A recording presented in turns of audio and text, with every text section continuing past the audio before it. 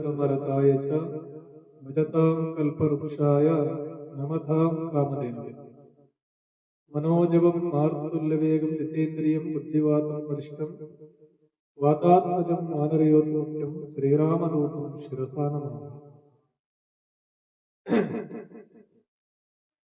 ಸೀತಾರಾಮದೇವರನ್ನು ಮೊದಲು ಮಾಡಿಕೊಂಡು ಹಾಗೆ ಈ ಕ್ಷೇತ್ರದ ಅಧಿದೇವನಾಗಿರತಕ್ಕಂಥ ಶ್ರೀ ವೀರಾಂಜನೇಯ ಸ್ವಾಮಿಯ ಶರಣಾರವಿಂದರುಗಳಿಗೆ ಕೊಡಮುಟ್ಟು ಈ ಶನಿವಾರ ದಿವಸ ಎಲ್ಲರೂ ಪರಮಾತ್ಮನ ಸನ್ನಿಧಾನಕ್ಕೆ ಆಗಮಿಸಿದಿರಿ. ನಿಮ್ಮೆಲ್ಲರೂ ಕೂಡ ಶರಣಾರ್ಥಿಯನ್ನು ತಿಳಿಸ್ತಾ 4 ಹಿತವಚನಗಳನ್ನ ನಿಮ್ಮೆಲ್ಲರಿಗೂ ಪ್ರತಿ ಶನಿವಾರ ದಿವಸ ಭಕ್ತಾದಿಗಳಿಗೆ ಹಂಚುತ್ತಾ ಬಂದಿದ್ದೀವಿ. ಅದೇ ರೀತಿ ಇವತ್ತಿನ ದಿವಸ ಕೂಡ ಅದೇ ರೀತಿ ಹಿತವಚನಗಳ ಒಂದು ಪ್ರವಚನ ಕಾರ್ಯಕ್ರಮ ನಡೆದದ. ಜಮ್ಮನಗೌಡರ ಮನೆ ಮುಂದೆ ಜಮನೀರ್ಲ ಮರ ಹುಟ್ಟಿ ಕೈಗೆ ಬಂದ ಕೂತು ಬಾಯಿಗೆ ಬಂದ ಇದನ್ನು ಹೊಡಿಸ್ಬೇಕು ನೋಡೋಣ. ಯಾರನ್ನದಿರಿ? ಜಮ್ಮನಗೌಡರ ಮನೆ ಮುಂದೆ ಜಮನೀರ್ಲ ಮರ ಹುಟ್ಟಿ ಕೈಗೆ ಬಂದ ಕೂತು ಬಾಯಿಗೆ ಇದು ಹೆಣ್ಮಕ್ಳಿಗೆ ಅಷ್ಟೇ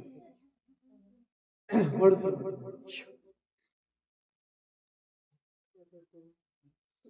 ಇದನ್ನ ಹೇಳ್ಬೇಕಂದ್ರೆ ಮತ್ತೆ ಕಥಾ ರೂಪದಾಗ ಹೋಗ್ಬೇಕು, ಹಂಗಾರ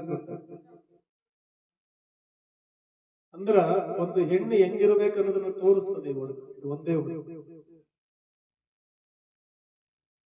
ಅಷ್ಟು ಅರ್ಥಗರ್ಭಿತವಾಗಿರ್ತದೆ.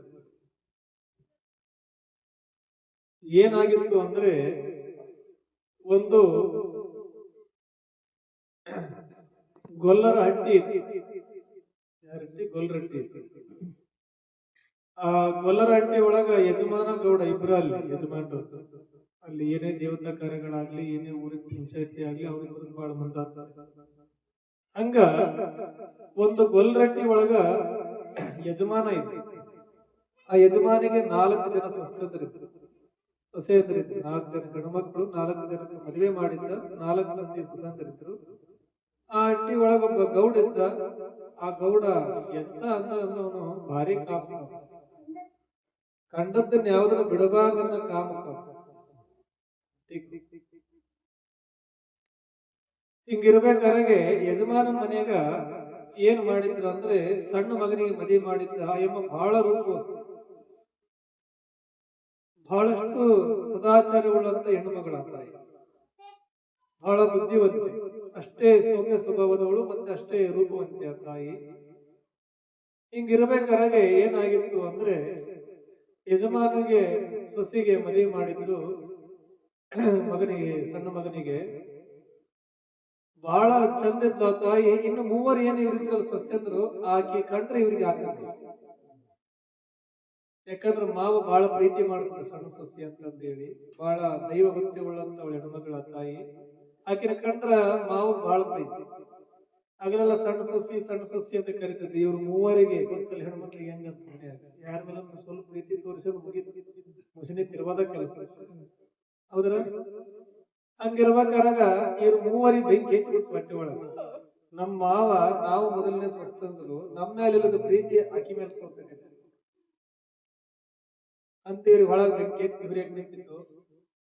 ಒಂದು ದಿನ ಏನಾಯ್ತಂದ್ರ ಉಗಾದಿ ಹಬ್ಬ ಮಾಡ್ಬೇಕು. ಅವಾಗ ಮಾವ ಏನ್ ಮಾಡಿದ್ದ, 7 ಮಾರಿ ಬಂದ್ರು ಮಕ್ಳಿದ್ವು. ಸಸ್ಯತ್ರ 4 ಮಂದಿನ ಕರೆದು ಕೇಳಿದ್ವಿ, ಯವ್ವ ನಿಮಗೆ ಏನೇನ್ ಬೇಕು ಕೇಳ್ರಿ, ಬಂಗಾರ ಮಾಡಿಸ್ಕೊಂಡ್ ಕೊಡ್ತೀನಿ. ಹಿರೇ ಸಸಿ ಏನ್ ಹೇಳಿದ್ಲು, ಮಾವ ನನಗೆ ಡಾಬ್ ಬೇಕಂತ. ಅವಾಗೆಲ್ಲ ಡಾಬ್ ಅಂತ, ಹೌದು ಡಾಬ್ ಬೇಕಂತ. 2ನೇ ಸಸಿ ಏನಂದ್ರ, ಮಾವ ನನಗೆ ಅಡಿಕೆ ಬೇಕಂತ. ವಂಕಿ ಅಡ್ಡಿಗೆಲ್ಲ ವಂಕಿ, ಅವೆಲ್ಲ ವಂಕಿಗೆ ಕೇಳಿ ಬಂದು ನನಗೆ ವಂಕಿ ಬೇಕು ಮಾವ. 3ನೇ ಸಸಿ ಏನ್ ಕೇಳಿದ್ರು, ನನಗೆ ನಾಗರ ಮಾಡಿಸ್ಕೊಡು ಮಾವ. ನಾಗರ ಅಂದ್ರೆ ನಾಗರವಲ್ಲ, ಅವಾಗೆಲ್ಲ ತುರುಬು ಗಟ್ಟಿ, ಆ ತುರುಬಿಗೆ ನಾವು ಮಧ್ಯ ಭಾಗ ಕಟ್ತದೆ ನಾಗರ ಅಂತ ಹೇಳ್ತಾರೆ. ಅದಕ್ಕೆ ಮುತ್ತು ರತ್ನೆಲ್ಲ ಹಾಕಿ ಮಾಡ್ತಿದ್ದ, ಅದಕ್ಕೆ ನಾಗರ ಅಂತ ಕರೀತಾರೆ. ನನಗೆ ನಾಗರ ಮಾಡಿಸ್ಕೊಡು ಅಂತ ಕೇಳಿದ್ರು. ಕಡಿ ಸಸಿ ಏನ್ ಕೇಳಿದ್ದಂದ್ರ, ಮಾವ ನನಗೆ ಹಾಗಲಕಾಯಿ ಸರ ಮಾಡಿಸ್ಕೊಡು ಅಂತ. ಇವ್ ನಗು ಬಂದ್ಬಿಟ್ಟು ಈಕಿ ನೋಡಿ ಅಂತ ಕೇಳ್ತಾರ, ಹಾಗಲಕಾಯಿ ಸರ ಬೇಕಂತ. ಎತ್ತದಾಗ ಮಸ್ತ್ ಬಿತ್ತ ಊಟ ಹೊಣ್ಸ್ಕೊಂಡು ಅಕ್ಷತ್ರ ಬರೋದಿಲ್ಲ. ನಾಲ್ಕು ನಿಂತು ಅವ್ರ ಮಾವು ಕೂಡ ದಿಗಿಲು ಬಳಿ ಹಾಗಲಕಾಯಿ ಸರ ಅಂದ್ರೆ ಎಂತದಿರ್ಬೋದು ಇದು ಅಂತಂದ್ರೆ ಹೊರದು ಬರುತ್ತೆ ಯಾರು ಹಾಗಲಕಾಯಿ ಸರ ಅಂದ್ರೆ ಎಂತದಿರ್ತದ ಅಂತ ಹೇಳಿ ಅವರಿಗೆ ದಿಗಿಲು ಬಡಿ ಮಾವು ಕೂಡ ಆಶ್ಚರ್ಯಪಟ್ಟ. ಯಾಕಂದ್ರೆ ವಡ್ಡಿಕಿ ಅಕ್ಕಿ ಡಾಬು ಎಲ್ಲ ಮಾಡಿಸ್ಬೋದು, ಹಾಗಲಕಾಯಿ ಸರ ಮಾಡಿಸ್ಬೇಕು, ಅದ್ ಎಂತದಂತಂದ ಹೇಳಿದ್ರು ಬಹಳ ದಿಗಿಲು ಬಡಿತು. ಆಗ್ಲಿ ಬಿಡವ ನೀ ಕೇಳಿ ಅಂದ್ರೆ ಮಾಡ್ಸೋಣಂತ ಅದೇನು ಅಂತಂದೇಳಿ ಹೋದ. ಅಂಗಡಿಗೆ ಹೋಗಿ ಏನ್ ಮಾಡಿದ, ಮಾಲೀಕನ ಹತ್ರ ಬಂಗಾರದ ಅಂಗಡಿಯಾಗ ಹೋಗಿ ಹೇಳಿದ, ಡಾಬ್ ಮಾಡ್ರಿ, ಅಕ್ಕಿ ಮಾಡ್ರಿ, ನಾಗರ ಮಾಡ್ರಿ, ಕಡೆಯದಾಗಿ ನನ್ನ ಸಣ್ಣ ಸೊಸಿ ಹಾಗಲಕಾಯಿ ಸರ ಕೇಳ ಅದನ್ನ ಮಾಡ್ರಿ ಅಂತ ಹೇಳಿ.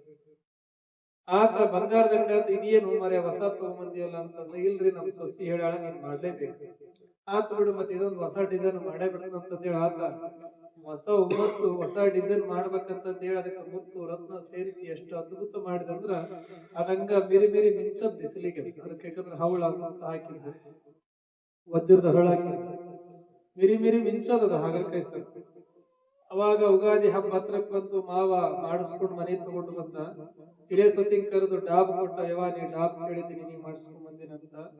ಎರಡನೇ ಸೊಸಿಗೆ ಅಡಿಕೆ ಕೊಟ್ಟ, ಮೂರನೇ ಸೊಸಿಗೆ ನಾಗರ ಕೊಟ್ಟ, ಕಡಿ ಸೊಸಿ ಕರೆದು ಯವ ಬಾ ತಾಯಿ ಅಂತಂದ ಹೇಳಿ ಆ ಹಾಗಲಕಾಯಿ ಸರ ತೆಗೆದು ತೋರಿಸ್ತಾನ. ಕಣ್ಣು ಮಿಂಚುತ್ತಿರ್ತದೆ, ಕಣ್ಣು ಕೊರಿಯುವಷ್ಟು ಪಳ ಪಳ ಪಳ ಹೊಳಿತಿರ್ತೀವಿ. ಮೂರು ಹೆಣ್ಣು ನಕ್ಕದ್ವಲ್ಲ, ಇವಕ್ಕೆ ಹೊಟ್ಟೆ ಬಿಟ್ಬಿಡ್ತು.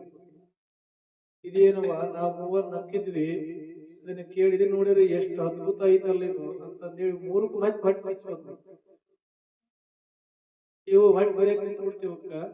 ಅವಾಗ ಆಕಿ ಕೈಯಾಗ ಕೊಟ್ರು, ಹಾಕಿಡ್ಲ ಯಮ್ಮ. ಮತ್ತೆ ಬೇವಿನ ಸ್ನಾನ ಮಾಡ್ತಾರೆ ಯುಗಾದಿ ಒಳಗೆ, ಹೌದಿಲ್ಲ? ಬೇವಿನ ಸೊಪ್ಪು ಹಾಕಿ ಬೇವಿನ ಸ್ನಾನ ಮಾಡ್ತಾರ. ಹಂಗ ಮುಂಜಾನೆ ಅಂತ ಎಲ್ಲಾರು ಬೇವು ಕಲಸ್ಬೇಕಂತ ಬೇವಿನ ಸೊಪ್ಪು ಹಾಕಿ ಬೇವಿನ ಸ್ನಾನ ಮಾಡ್ಕೊಂತ ಹೊಂಟ್ರು. ಇವ್ರು ಮೂವರು ಪ್ಲಾನ್ ಮಾಡಿದ್ರು, ಏನಾರ ಮಾಡ್ಲೇಬೇಕು ನಾವು, ಹೌದಾ?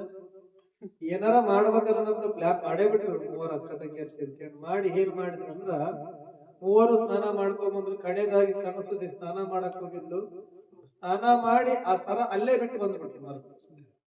ಇವ್ರಿಗೆ ಅದ ಬೇಕಾಗಿದೆ. ಮೂರನೇ ಸೊಸಿ ಕರ್ಲಿ ಬಾಯಿಗೆ ಅಂತ ಏನ್ ಹೇಳವ, ಆಕಿ ಸರ ಬಿಟ್ಟಾಳ, ನಾಯಿ ಮಾಡ್ಬೇಕ್ ನಾವಿವತ್ತು ಆಯ್ಕಾಯ್ ತರ ಆಡಿಬಿಟ್ರು. ಏನ್ ಮಾಡಿದ್ರು ಬಚ್ಚಲ ಮೋರಿಗೆ ಸರ ಹಾಕಿದ್ದು ಒಂದ್ 10 ಕೊಡ ನೀರು ಇದೆ ಹೋಗ್ಲದ ಇಲ್ಲ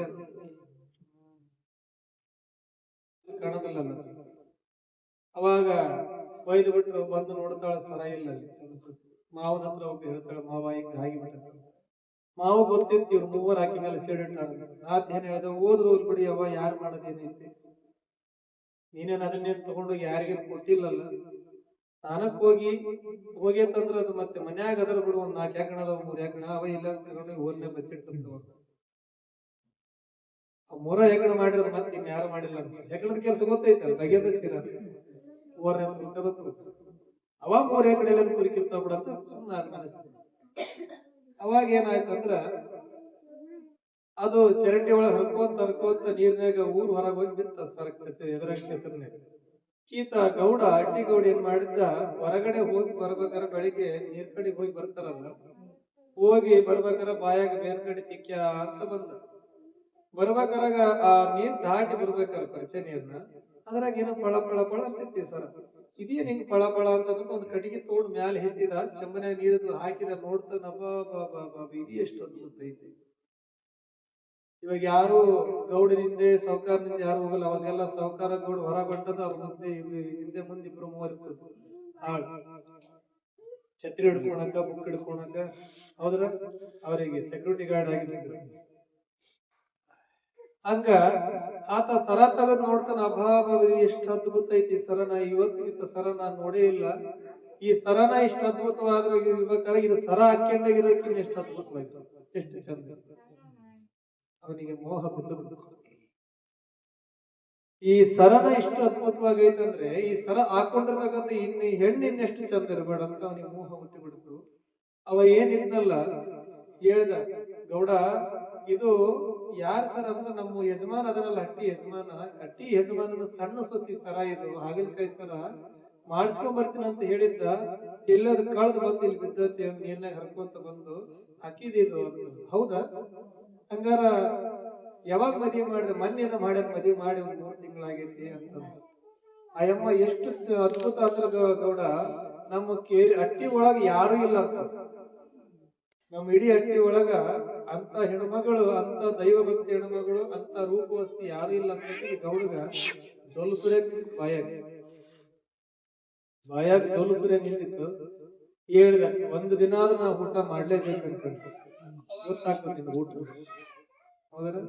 ಒಂದು ದಿನ ಆದ್ರೂ ನಾನು ಊಟ ಮಾಡ್ಲೇಬೇಕದ ಅಡಿಗೆನ ಅಂತ ಹೇಳಿ ಆಸೆ ಪಟ್ಬಿಟ್ಟು ಮೋಹಕ್ಕಾಗಿ ಏನ್ ಮಾಡಿದ ಅಂದ್ರ ಒಂದು ಪ್ಲಾನ್ ಮಾಡಿದ. ಉಗಾದಿ ಹಬ್ಬ ಬಂದಿತ್ತಲ್ಲ, ಈತಾಗ ಗೌಡನ ಮನೆಗೆ ಹೆಣ್ಮಕ್ಳು ಯಾರಿಲ್ಲ ಅಂತಿಲ್ಲ. ಅಂತ ನೀಚ ಧರ್ಮ ಯಾರು ಇರ್ತಾರೆ ಎಲ್ಲ ಕಿತ್ಕೊಂಡು ಹುಡುಗಿದ್ವಿ ಅಂತ ಮಗನ ಹೆಂಡತಿ, ನನ್ನ ಹೆಂಡತಿ ಎಲ್ಲ. ಅಟ್ಟಿ ಯಜಮಾನ ಹತ್ರ ಹೋಗಿ, ಯಜಮಾನ ನಮ್ಮ ಮನೆಗೆ ಹೆಣ್ಮಕ್ಳಿಲ್ಲ, ನಿಮ್ ಮನೆ ಸ್ವಸ್ಥರ ಒಂದಿಷ್ಟು ಹಬ್ಬಕ್ಕೆ ಕಳಿಸ್ಕೊಡು ಮಾರಾಯ.